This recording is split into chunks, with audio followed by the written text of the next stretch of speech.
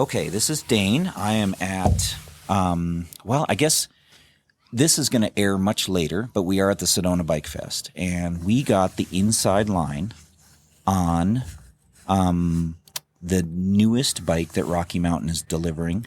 What's the embargo date? April 10th. April 10th. So everyone should be hearing this episode around April 10th to announce the new Rocky Mountain bike. I wanted our listeners to kind of get an inside track and find out about this bike early because it's a very big change.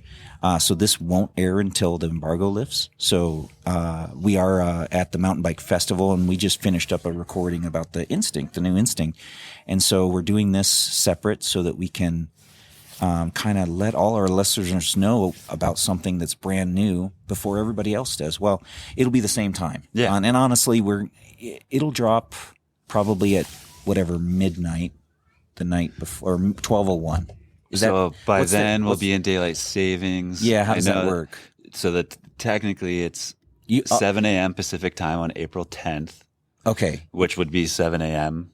Our your time. Okay. So I'll just make sure it drops at 7 a.m. Yeah. So we'll respect all your embargo. So just for our listeners' sake, when a new bike comes out, sometimes, not always, the bike company will tell us ahead of time at the bike shop. And they'll tell us we have a new bike coming. There's been a shift in the industry to where they want to try and get the bikes into the shops earlier so that when you hear about the bike, it's not half a year before you can get it. And that was a real thing. Like that was a real thing. You would hear about a bike at a trade show, and then 6 months later it may be available. Right. And it was frustrating because the buzz is gone. And so we've reached Amazon status of bike industry. Yes. Or at least that's the goal. Yeah. The bike drops, go buy it. Yep, exactly, which is cool. Because the buzz is going, people are like excited, they're asking me about it, and I'm like, well, I don't know what you're talking about. And there's some of my dealers don't do this, and it's frustrating. But the ones that do, we try and really kind of take advantage of the fact that we know about these things ahead of time, Mm-hmm. and we are ready, and we help people, and then we get educated. And then when somebody comes in or asks us about it, we're not like, duh, Right. And so it's very nice. So this podcast is going to drop on that embargo day, and you're going to find out about what we're going to talk about right now, which I'm excited about because this is a bike that I ride, and so it's going to be, and it's a very different bike. So just a small recap. Rocky Mountain has quite a few bikes. The main ones we carry are the Element, which is a 120 cross-country, down-country bike, super capable, light, and fast. Then the next bike up is a trail-orientated bike. They just dropped a new Instinct. That's their Instinct. And so that bike just came out on March 7th. Is that what you said?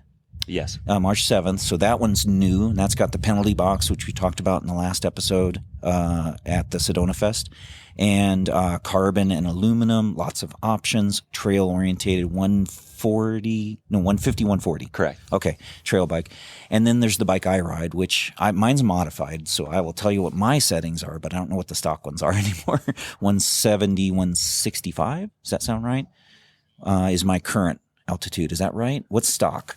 Stock is 170, 160. Okay, yeah. And I have a coil, so I put a coil on mine. I don't think it's overstroke, so it may be 160. So Sure. 170, 160. And then you get into the Slayer, which is a bigger hit bike, more durable, definitely can take bike park days. Oh, yeah. It's the shredder bike. If you got steep terrain, lots of shuttles, chairlifts, that's a great bike. Mini downhill bike. In fact, did I hear somebody is riding Rocky as downhill team? It was kind of a misleading post, but Okay. that was for the new, what is it, EDR. EDR. Yeah, exactly. And so I was kind of wondering if he had a new bike, and Right. that was going to be it. And I got You're a little not the excited. only one to Yeah, think that. exactly. So no, we're not telling you about a new downhill bike. This is actually going to be. I'll let Sam. So Sam Elmes with Rocky Mountain, and he's going to start telling us about the brand new. Go ahead, Sam. the brand new Rocky Mountain Altitude. Woohoo! That's what I write. So go for it. I just want you to tell me, let's talk about, if you were talking to somebody that walked into the shop Yeah. and they're not really aware, what's different about this bike? What's Let's start with the existing Altitude, as you okay. know. And that's what I ride. So I can relate to that easy. So I know you guys at Guru have had a lot of success with the existing altitude and instinct and the cross compatibility to turn one into the other. Yeah, and literally, you can take an instinct, the older version, which is 2 days old. Yeah. The old one's 2 days older. The older version, you could convert it to an altitude, which was a big plus. So if you bought a trail bike and then rode for a year and really evolved and wanted longer travel, you could convert the bike with a shock, a mount, and a front fork change. Yep. Either a fork travel change or a fork change. And all of a sudden you've gone from trail to effectively enduro, and I would say lightweight enduro. Mm-hmm. You know, like the Slayer's still enduro too, but it's heavy duty enduro. Sure. Is that right? Yeah. Okay. And you know, I think it's also important to say before we get into the nitty gritty of the new altitude is that the altitude as we've known it is an EWS winning platform. Yes. Yeah. Like super, like amazing bike. I mean, I ride one and it's the oldest bike I ride. Yeah. Like I've had it since what do we say, 2020 or 2021. Right. I never keep a bike that old. In fact, I still don't know if I want to sell it. Sure. I'm really not sure if I want to sell it, but it's just a great bike. And it's rare for me to keep a bike that long because in my industry, it's more important for me to try the new stuff so I can tell people about it. So, okay. So what's new? So essentially we needed instinct and altitude. We felt like it was time to make them more specialized in their intended purpose of what those bikes are for. So they're no longer effectively the same bike. Like we call it shared parts. Right. So like the old instinct and altitude shared the front triangle and the rear triangle. Now everything is totally different. Totally different. Okay. So that bums me out a little bit. I'll be honest. Sure, right? sure. You know, I'll be because that was cool. Yes. So, but you guys, I don't think you'd do that unless it was worth it. That's right. So for the last long time since you've been carrying Rocky,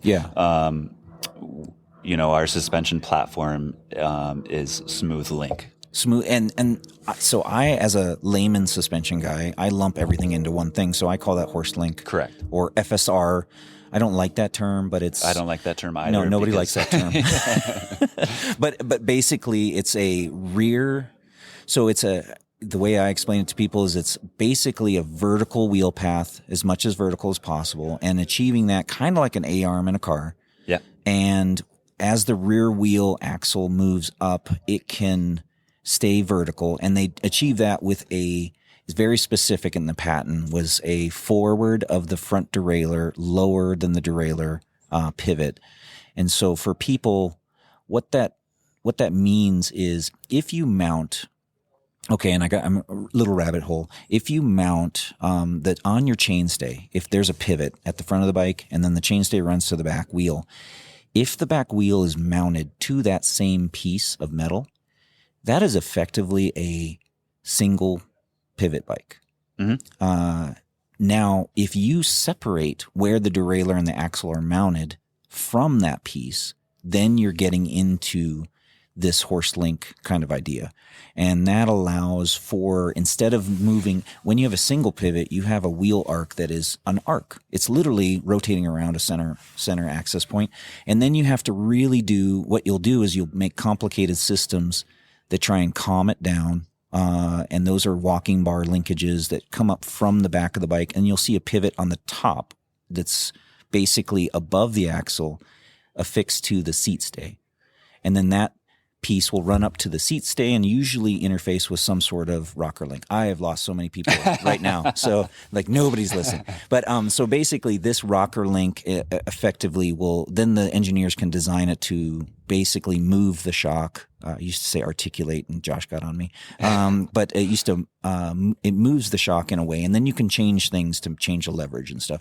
So the clear thing to understand is single pivot, because there are bikes still out there. We just saw the new Commensal e-bike. Sure. And it is a single pivot. And I'm like, what is wrong with them? You know? And then you look at their Supreme right next to it, and it's a horse link. Yep. Or a version of that, because they have a funky stuff. But if, that rear pivot location is super important. Okay, rabbit hole.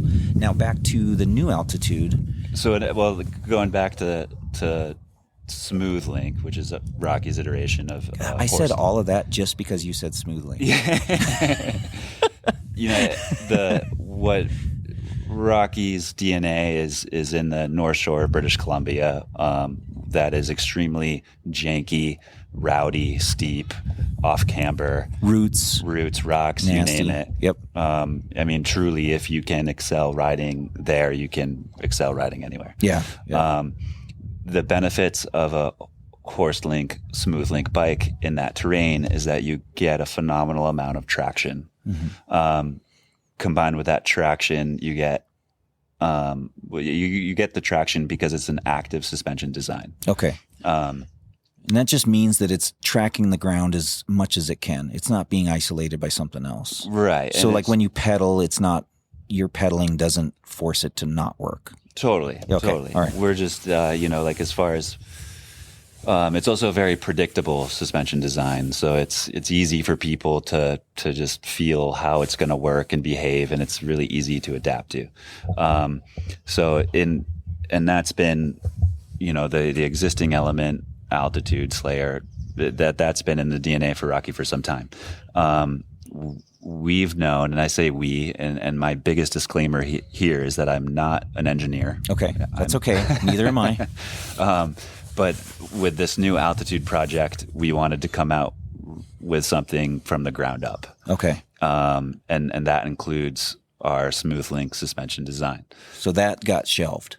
That got shelved. Okay. Let's see if I can recite this in an efficient way. But the biggest goals in the development of this new bike were to make it a little bit stiffer. Okay. We wanted to lower the center of gravity. Now, so when you say stiffer, do you want it to ride like a buckboard, or are you talking about when you pedal or when you lean it? More leaning and cornering. Okay. And just when you're really, really pushing a bike to its limits, and I'm talking more on the descents, given the intended usage of this bike, that it's, you don't have to factor in for flex. Right. So, Absolutely. So you're not losing energy, but you're also, so it's not about how the suspension feels. So we're not talking like an Epic. Right. With a brain on it where it's really stiff. We're talking about like side loads, and you go into a corner and you don't bend it like a tie bike. There's an amount of composure that you'll feel that's confidence inspiring. Okay, cool. Okay. And lower the center of gravity. Is that what I just said? Yep. Mm-hmm. Yep. That's okay. And create, this next gen suspension design that has some more support. Okay. Support is advantageous while pedaling. Mm-hmm. It's also very advantageous when you're descending. You need a platform to push off against, so you're not going to blow through and bottom out the suspension. Okay. And so the new suspension kinematic is called LC2R. Okay. Now this is an old. It's a concept. recycled name. Yeah, because you used to have this on the flat line. Flat line. I almost said fault line. Yeah. But flat line. Okay. So my fundamental understanding is that it's within the umbrella of a dual link suspension design. Okay. So with all these terms they're throwing out, FSR, dual link, that would be like a Giant is one version and a Maestro is another. under that. DW is under the dual link umbrella. Yeah. VPP is under the dual link So there's all umbrella. these kind of names for a style, but it doesn't necessarily tell you about the which whole style. story. Yeah, exactly. Yeah. Okay. So, sorry, LC 2R. 2R. 2 like the number Low 2. center? Do you know what they stand for? Did I just make that up? Did I just guess what it means? Low center, counter I totally rotating. Guessed it. Yeah. And then it's a 2, so there's a C. So it's LC2R. So it's LC. So it's almost like EMC's equals whatever. Exactly. So that 2 is, okay, so wow, low center, counter rotation. Yeah. Okay. Co-rotating. Yeah. Okay, low center co-rotating. Okay, so the links move. I have seen this bike, not in person, but in picture. Yes. And the biggest thing that I noticed, so when I saw this bike, it resembles 2 bikes that I fight against. So from that statement, can you kind of reassure me that this is not those 2 bikes? Being a customer rather than a bike shop owner, I look at it, I'm like, that looks just like, my knee jerk is like, oh no, and you're not going to say hashtag it looks like a session. Realistically, it's going to be hashtag it looks like Yes. Yeah. Mega Tower. Yes, exactly. So Santa Cruz and Specialized are the two bikes. Yes. It's got it. So if I'm not letting the cat, because I wanted you to say this, but I'm going to do it. I'm taking your glory. Do it. It's got a little tube that the shock sits in low near the cranks. Yep. So it's got a tunnel. That's what they call it. A tunnel. Tunnel. And so if you can picture those other bikes and they have that tunnel, it's a very similar look. It's got these links in there that we couldn't see. I looked at many pictures, couldn't figure them out. So I can't wait to see one in person. But so I'm guessing the links are really what separate it in there. Well, and a big difference compared to some of those other bikes that do look similar is that the main pivot is wrapped around the bottom bracket. Oh, okay. And it's a concentric BB design. Okay. That is different. Yeah. That is, I haven't seen that in a long time. One of the benefits is that we're virtually eliminating any pedal kickback. Okay. Oh, cool. Yeah. Okay. So that's a feature of this bike. Correct. And that is something that is with a horse-link design, as you're descending something very steep and rowdy and braking, that those forces are tightening the chain. Okay. And sometimes your crank arm is going to be like fighting you. Going to be moving. Yeah. I don't notice it on my bike. And that, and I mean, I think like the development of this new bike, Thomas Vanderham is really involved, who's a legendary free rider. Nice. We still have Remy Gavon on our enduro team. Okay. So a lot, they're able to feel things on bikes that neither of us can. Okay. Yeah. And they probably give way better feedback than the average rider who's having a hard time articulating what they're saying, or how to say it. I deal with that with suspension all the time. People will say the word mid-stroke to me. Most of the time, they don't even know what that means. Totally. So, but okay. So we got one of the pivots is rotating around the bottom bracket. Yes. Okay.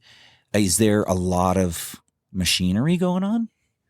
I might even be able to show you. Oh shit, dude, that would be amazing. It's very simple in nature, but it's just wildly different than anything we've done before. Yeah, and I think like in the nature of a horse link bike with the pivots in the back of the bike where the seat stay meets the chain stay. Yes, that was a moving part of the bicycle. Where now that's fixed. Yeah. In the new bike. Having a more rigid rear end because the seat stay is the same carbon material. It's the same piece as the chain stay. Okay, so we used to call that, and this was our lame, and everything's different now, but we used to call them tucked 4-bar. So like when Maestro came out and the VPPs and these other suspension designs where they kind of got rid of the rear pivot, the rear triangle was one piece, and they kind of had a linkage at the front that allowed the rear end to move. They just kind of tucked it, and that's been very popular. DW pivots, VPPs, or whatever they're calling them these days because they keep changing the name on me. The Maestro or whatever Giant's calling theirs, and so we always generically called it a tucked 4-bar. And we used the 4-bar term because most of the time they were trying to achieve a vertical wheel path and not have a real big swing of that axle going backwards because they didn't want the pedals affecting the drivetrain. Do you know what the axle path is like? It's not in line with what you get with like a high pivot idler bike by any stretch. So it's not going backwards that much. Not that much. To where you need an idler. Like on those bikes, you have to have one. Otherwise, the bike will feel like my 1999 Kestrel Rubicon Pro, which was insanely inefficient. So and there is, there's a curve where it's starting to go back a little bit, but not a ton. And in the development of this new bike, there is extensive testing with if it were to have a high pivot with an idler. Okay. And that we ended up deciding that was not a direction we wanted this bike to go. That's interesting. So you guys have looked at that avenue because there's a lot of bikes coming out right now that have that. And they're kind of saying this is, I saw one on the trail today that was really crazy. It was green, maybe a Druid? Forbidden Druid? Is that yeah. And some lady was riding it on Hangover. Props to her because she was killing it. But it was this green bike, and I was like, "What is that?" And we carry Norco also, and they just released 2 new bikes with the high idler pulley. I got to get that out of my mouth. And it's a hot thing right now. It is. So in the past, I've always said it was heavy and inefficient. We'll see, because I'm going to ride some of those Norcos later today and see. So it's interesting. You guys looked at that and kind of went a different way. So yeah, and I could speak more to like my own personal assumptions as to why. I can't speak on behalf of the company. You know, where it's arguably been around for some time, idlers and high pivots. Okay. And even our power play is a mid-high pivot design. Yes. Yeah. But a little different because you got a drive ring in there. Right. Yeah. So it's arguable that, you know, there's just by not going that route and not needing, you know, not emphasizing that wheel path is such a crucial element of how this bike rides. We're able to, you know, there's a more inherent versatility in the platform by not going that way. Okay. So it allowed you to play with it more. Yeah. Kind of fine tune it more, where you would kind of be holding. I imagine where you put that idler is really important, and you got to have a hunk of something to attach it to. Right. There. And so it kind of limits your design options. Yeah. And there's a lot of good things about them. I think one of the things, I even heard this in the Pink Bike article of a recent bike, is they were basically recommending that you bring a bottle of chain lube with you. Oh, really? Yeah. Okay. So they're going through. I know that we haven't figured this out yet with the new Norcos, but I know they're going to be a longer chain. I know on the power play, they're longer chains, and we sometimes have to get, is it 126? Yep. Yeah. 126, and your shop may have a 116 or whatever. Right. What we're talking about for people that don't work in bike shops is the length of chains that come in the box when you buy the chain. And so, 116 used to be kind of a standard, and now we're finding that the companies are realizing some of the bikes take a longer chain, and so they're now making more options. But if you've ever gone to your shop and bought a chain and got home and it was too short right out of the box, they weren't in there shortening it. Right. It was probably bought that way, either on purpose or by mistake. And during COVID, we actually ran into that quite a bit because we were just getting whatever we could. Yeah. But I know, so on a high idler, you're going to have usually a longer chain to accommodate that. And so that's going to add links. And so just a little thing, but you may have to pay attention to how many links you get. So, and I suppose in bringing it back to LC2R. Yes, sorry, I don't mean to make this about those bikes, but it's an important conversation. Yeah, what's refreshing is that you aren't jumping on kind of a bandwagon that a lot of people are, right? Which is good and bad, right? Sure. You're not going to ride that flow of everybody's stoke, right? But at the same time, you're also saying this may be not the holy grail of bikes. Correct. We've found something that does the same thing, and actually, I swear, as long as I've been doing bikes, that is pretty much mountain bikes. Yes. Everybody's trying to do the same thing differently. Correct. And we get, as consumers, to see all of these changes and kind of figure out what works for us, and it gives us some flavor. It's like not eating the same food every day. Right. So, okay, so back to the LC2R. I like the way you explain that. It helps me remember it because it's like MC squared. So it's LC squared R. Right. Sure. Okay, there we go. So, okay. All right. HorseLink does a lot of things really, really well. It's simple. Yeah, it's simple. I would say it's one of and it's the longest standing, I think. Right. I think it's been out longer than anything as far as like on current bikes and when it came out. Came from the motorcycle industry. Yeah. What was his name? Horst Leitner. Yeah. I don't remember what I say. HorseLink. Yeah, okay, so I'm not wrong. Right. But I've definitely said Lintleiter. Sure. Because I've gotten it wrong. So I would also argue in today's mountain biking world, it's not the I say this from time to time, it's not a sexy suspension. Yes. A lot of other brands have done a phenomenal job in marketing their design and what they call it, and it the marketing aspect of it puts it on a pedestal. Yes, yeah. But at the end on the HorseLink.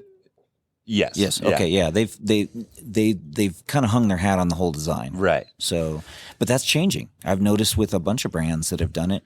So when the patent expired, I noticed a bunch of brands jump on it, like Kona, Transition. Yeah. So a lot of them did. I rode. What was Titus. Yeah. So I rode Titus, and Titus was one of the few that were grandfathered into that. Yeah.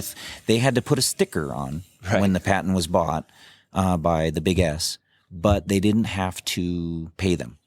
Sure. I believe that's right. Chris Kokalis is going to call me and be like, "You were wrong," but for right now, I think that's right. Yeah, I think that's right. Anyway, there was a lawsuit, and they were grandfathered in. So Titus bikes actually kept that longer than most, other than the company that bought them, which is the Big S. We can say Specialized. Sure. It doesn't burn my tongue. Yeah. So, in fact, let me just say something about Specialized. As much as I make fun of them, I have said this to customers and friends alike. If they knocked on the door and said, "We want you to sell our bikes," I would have some serious consideration, because they are good bikes and they do sell well, and they're nice bikes. So that is recorded. So all of you have now a recording of me saying that. Every time I give somebody crap, it's always in jest and fun. It's never meant to belittle anyone. And so I'm saying that right now because I do it a lot. And sometimes if you jump in on one of these podcasts and you hear me, it's not meant to hurt anyone. No, they get to be the punching bag as a successful, larger company. Exactly. And honestly, Josh has a Specialized that he just smokes me on. Like he keeps dropping me, and I get really frustrated mainly because I like pizza. So, okay. So back to the LC2R. I'm just going to change it. Yeah. We're just going to make it ours. So, okay, go ahead. In the development of searching for what we wanted it to be and we wanted it to feel, we wanted to keep a lot of the aspects of what a horse link provides. Okay. And that's still, a really solid amount of small bump compliance.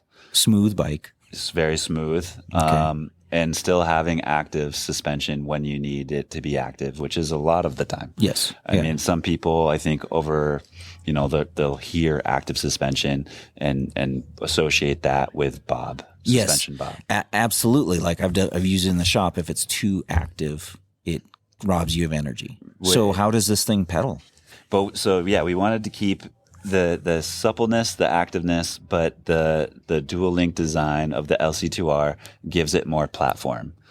So as you're pedaling, it is going to feel and be a little bit more efficient. Okay. At the end of the day. Okay. Also, while descending, the design in a similar but different way adds this platform that the design of this bike is for enduro racing. I think also enduro racing and participation of racing is kind of on the decline. Okay. But people still want, even before enduro racing, everyone was riding enduro. Well, so let's define enduro racing right now. Enduro racing effectively is gravity style backcountry riding, tends not to be at a bike park. Mm-hmm. So you're dealing with pretty choppy terrain that's natural. Yep. And the one component that makes it enduro racing is they're timing you, but they're timing you on just the descents. And then they want you to transition to each stage. So you would go down a trail, and I'll use Tucson as an example, Sure. Bug Springs. Yeah. And mostly downhill. And you would just go as fast as you can, balls out, just as fast as you can, or bras out, whatever you want to say. You're going to go as fast as you can to the bottom because they're timing you. You get to the bottom, and they're going to ask you to ride back up and maybe do a different trail or the same trail or whatever. Yeah. And you're going to have to ride back up the mountain. And that's the key with this. This is what separates it from downhill, And then you have to actually have a bike, and you have to get yourself up to the next stage and transition over to there. Am I saying that right? It's not transfer. It's transition. It's a transfer stage. Transfer. Is it transfer? Did I start the transition thing? I just made that up. Transfer. Same. Okay, same thing. Anyway, your next stage, so they don't time you on the climb. Right. You got to get there reasonably. There's like a cutoff. Yeah, like if you are super slow or you walk, you may not make your start, and then you're going to lose. But you don't. It's not time, so you can take a break. You can eat a snack. You can drink. You can relax on the climb. But you got to do that, and then you get to the next one. And most of them have 3 stages. So that's 3 timed events. So you have at least 2 transfers. And sometimes in my neck of the woods, these transfer stages of the climb to get to the next timed section, where we're talking up to 3,000 vertical feet of climbing. Which is a lot. Yeah. So my point in explaining this to everybody, because it's important to understand that they're timing you on the descent, so the bike needs to be fast. It needs to go downhill fast. And sometimes But you have to climb it. And that is, enduro to me is, in Tucson, one of our, like, it's riding. It's just riding your bike. Totally. It's like you are climbing. It's mountain biking. I was about to say nobody climbs for fun, but that's not true because I know a couple of them. And but usually people are climbing to get to something so that they can go down it. I would say that's pretty popular. Yeah. There's definitely, we have some really awesome riders in the shop, and they are going out looking for long climbs because they're practicing them. But majority of riders don't enjoy the climb as much. And so if the bike makes it harder, that's a big decision when we're selling bikes. Right. Big decision. So this bike being an enduro racer, because usually people say, oh, it's an enduro racer, and their next statement is going to be something like, it's heavy, lots of suspension, don't expect it to be a great climber. Right. Which I'm like, it should be. Yeah. So you're saying this thing pedals pretty solid. Yes. Okay. Better than the previous version. Better than my bike? If Yes. anybody's looking for a medium Rocky Mountain 2021 altitude, just let me know. So better than my bike. Because my bike pedals it pedals great. I use it on cross country all the time. Yeah, given the new suspension design, given the frame weight does increase a little bit. Okay, so static weight. Yes. If you're hefting the bike, I'm lifting it into a truck. Yes. When you say a little bit, do you have any idea like what? Around a pound. And considering the introduction of the Penalty Box 2.0 on the new altitude. Yes. On the new Instinct? On both. On both. Okay, all right. So it's about a pound. Added weight that I think is going to be very welcomed, because at the same time, this bike is going to climb and descend better than the previous version. Okay. I'm getting shout outs in the background. So sorry. One thing that's interesting that you told me about the Instinct is it went down 200 grams. Correct. That's awesome. That's good to hear. That's what we want to hear, right? So when we hear that the bike goes up a little bit, and a pound is a lot. And this is part of why now these bikes aren't the same mold anymore, is we were trying to make both bikes better at what they're meant to do. Is. And I would say my altitude is unusually light for its level of travel and what it can do. And pedigree. Yeah. I mean, a 170 mil travel bike, let's use Justin's bike as an example, at 30 pounds is really light. Because when you look at EWC racers, is that right? C? Is there a C in there? EWS. EDR now, formerly EWS. Okay, there we Pink go. Bike did an article. I think the average weight per racer's bike like was 30. 40. Oh, really? 38 to 40 I was going to say pounds. 36, but yeah. So, and I have an e-bike that's 36 pounds. Right, yeah.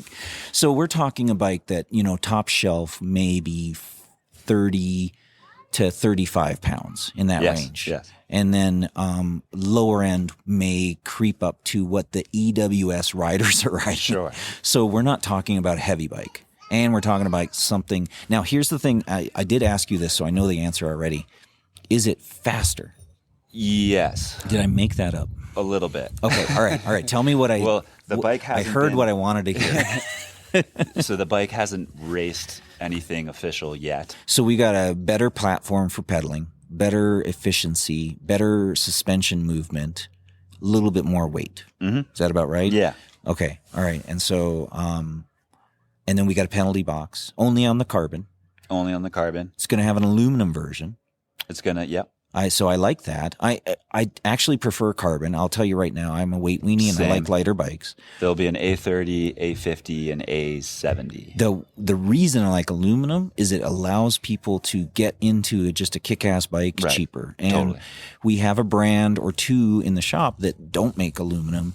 And the barrier for people to get into them is frustrating because they're amazing bikes, but trying to get somebody to be able to spend the money on them is sometimes tough. So that aluminum version isn't necessarily a bad thing. It's preferred. I have a couple customers that would rather have aluminum. So, which is why we tend to make that A70 bike in a lot of the models. which is like top shelf parts on the aluminum. Yeah. So that's for the guy who's, I don't want to do carbon. I kind of throw my bike down the hill sometimes. Right. So, okay. So, and from what I've seen about Rocky is their aluminums tend to be on the light side. They're a little bit higher quality, whereas some brands, their aluminum is their cheap bike. Yeah. And so that doesn't seem to be the way at Rocky. So you can get a pretty good bike in an aluminum. So I once heard our product manager, this was probably 4 years ago, there's the internal initiative to hashtag make alloy great again. oh my God, you're not going to have, if you do have a hat, I would like it. It would be nice if it wasn't red. Right, exactly. But just because I don't want any mistakes and I don't want to take any sides, white. Yeah. White would be good. So let's see. So we're talking about the new altitude. What else is going on with this bike? I think we covered a lot of it. It's similar to the Instinct that we launched 2 days ago at the time of this recording. Yes. Yeah. We're going to have the Reach Adjust, which is a really cool system. We didn't talk about that on the new altitude. So, on the Instinct. On the new Instinct. Yeah. What the hell is that? How are you changing the reach on a bike? So in addition to the Ride 4 geometry adjustment in the linkage, okay, now we've essentially in both carbon and alloy have ovalized the head, not the head tube itself, but like, the hole for where the steerer comes through. So, okay. So you got a round hole. Do you still press in cups? Oval. So on alloy bikes, you're still going to press in cups. And in the box of every bike, out of the box, the bike will be in the neutral setting. Okay. Is there like 3 settings or 2?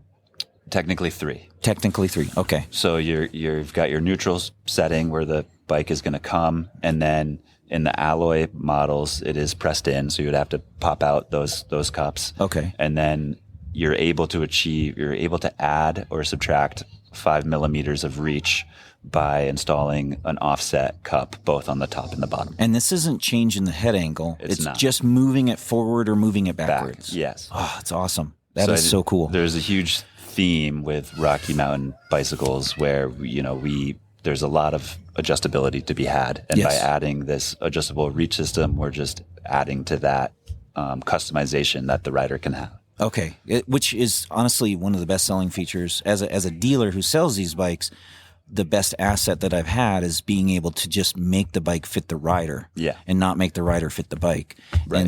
and that is still a core component, which is really nice because when you get a Rocky, you can make it fit your style, and for sure. you don't have to, grow longer legs or shorter torso or anything like that, and so it's really nice. Do they still both? I noticed the new Instincts still have an adjustable wheelbase length. Yeah. Okay, now is that still something that's adjustable if you do transmission? Because on the old ones, you still have to be in the longer position in order to operate a transmission. Well, it's due to the derailleur, but to run transmission, you have to be in the longer setting of the Instinct. So if somebody's really into that, they're going to be more of a Shimano person, and they're not, luckily, there's kind of a theme where longer rear ends are becoming popular. So it puts you in the one that seems to be more popular. Right now, I'd say so, yeah. Okay, yeah. I would say that sometimes we go shorter when they're a smaller bike. Right. So it doesn't feel so trucky around corners. Yeah. So, so carbon, we got a penalty box, we got the tunnel. Yeah.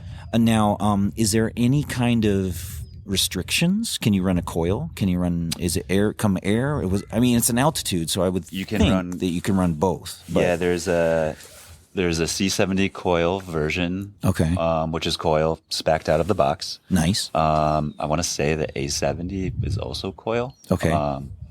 But yeah, very coil compatible. Okay. There's no extra small altitude. It starts at small, which is 27.5 front and rear. Okay. Medium through extra large are 29. Okay. And you won't be able to buy a mullet out of the box, but in the lower eyelet of the rear shock, there's an option. There's a position that you can go into to replicate the geometry in a mullet setup. Okay, so it's mullet compatible? Yes. Okay, that's cool because we were talking about the Instinct, which technically isn't, and you made a weird face when I mentioned it. Yes. Yeah. Okay, so pros are still adjustable wheelbase. We got penalty box. We got adjustable geometry. And the adjustable wheelbase is actually not a feature on the new Altitude. It's not because of the new suspension design. We do have size-specific chainstays. So small has its own, and then medium has its own, and then large and extra large share its own length. Okay, so when we're dealing with that smaller rider, they can have the peace of mind knowing that it's already got shorter stays than the guy who's 6'4" on the extra large or whatever. Totally. So, okay, all right, cool. And Altitude is transmission compatible right out of the box. I was going to ding you for that. Right. And I can't ding you for that. Okay, we got the channel. We got it now. Geometry adjustment at the shock, is that gone or is that still there? You still get Ride 4. You get Ride 4? Yeah. Oh, fuck yeah. Sorry, man. Sorry to cuss. But we're allowed to, by the way. You're allowed to cuss. Except my daughter can't listen. But I was like, man, if you get rid of that. Like, I really like that. Okay, so then now you actually get Ride 4, plus you now get reach adjustment. Correct. Which, Justin, who is abnormally shaped, is super long legs and short torso. Yes. So he's always struggling with getting the right reach and not having his seat post like to the sky. So For sure. He's going to be stoked to hear about that. Plus, he always memorizes all the reach numbers, which I never do. So, how many of the bikes are DVO equipped? 0. I'm going to ding you on that one. I'll have to change it. So when I did ask about the channel, though, is that do you have restrictions? So like I know with Santa Cruz there was a few of theirs where we couldn't put coils on them, and then I think Cascade came out with a link, dropped the eyelet enough to where we could get coils on them. So is there restrictions as far as what it will fit in there? To my knowledge, for anything that's currently on the market right now, there are no restrictions. Okay. Yeah. Okay. So if somebody makes something weird. Sure. Because even the Vivid has one of the biggest air cans I've ever seen. Okay, and it's got room. And that's no problem. Okay. So I do want to try that new Vivid out with the hydraulic stop. Do I. So I want to try that one out. I've got lots of opinions, and that one I'm kind of stoked to see them bring back. Yeah. Even though the last one wasn't that great, but it's been gone for a while. Let's put it that way. Let's see what else. So we got adjustable head. We got adjustable reach. I have to say that correctly. It's not head tube angle. It's reach. Although you got the Ride 4, which will help you tweak the BB and head tube. Which is awesome. Penalty box, maybe a little bit heavier, but. What was his name? John said it was faster. That seems to be the consensus. Internally speaking, like out of the North Vancouver office, and I think I just had my 9-year Rocky Mountain. That's awesome, dude. That is awesome. I have it. Sometimes bikes get higher levels of pre-excitement than others, and this is definitely getting the team very, very excited. That's cool. That's really good to hear, because I know everybody does focus on weight sometimes, but what I have noticed is sometimes the bikes are just faster. Yes. And in an enduro bike, as long as it pedals well, you're good. Totally. That's, if it's faster on the descent and it still pedals you up to the top and you're not like just dying, that's a good bike. Right. It doesn't have to be, element weight, Correct. And so, well, shit, man. I think that's awesome. I can't wait to let people know about this. We will be putting some pictures up on the Facebook page when this drops so people can get a look.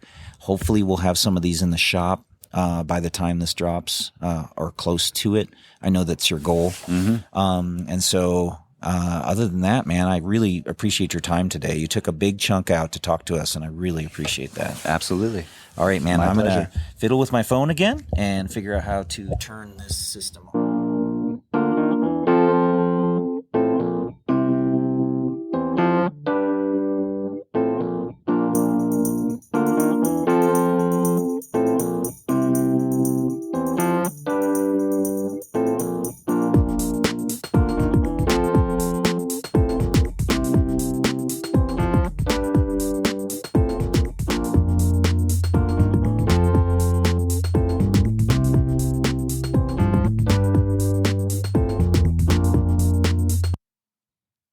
Hey, what's up?